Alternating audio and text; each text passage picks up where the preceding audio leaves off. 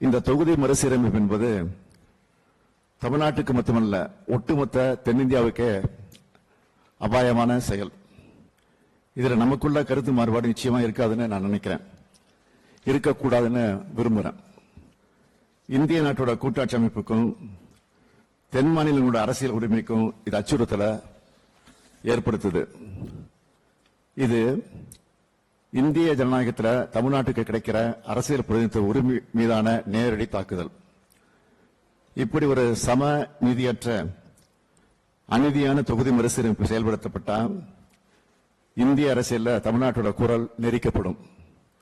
தமிழ்நாட்டுடைய நலன் மற்றும் தமிழ்நாட்டு மக்களுடைய நலன் ஆகியவற்றை பாதுகாக்கிறதுல நம் மாநிலத்தில் இருக்கக்கூடிய பலம் குறைக்கப்படும். 39 எம்பிக்கள் இருக்கும்போது நம்ம எழுப்புற குரலையே ஒன்றிய அரசு ஏற்க மறுக்கிற நிலையில் இந்த எம்பிக்கள் எண்ணிக்கை இன்னும் குறைக்கப்பட்டாலும் அது தமிழ்நாட்டுக்கு கிடைக்கப்பட்ட அழிக்க முடியாத அநீதியா மாறும் என்பதை எல்லோரும் நினைச்சு பார்க்கணும். எனவே நம்முடைய நிலைப்பாட்டை அழுத்தம் திருத்தமா ஒரே சிந்தனையோடு எடுத்தாகணும்.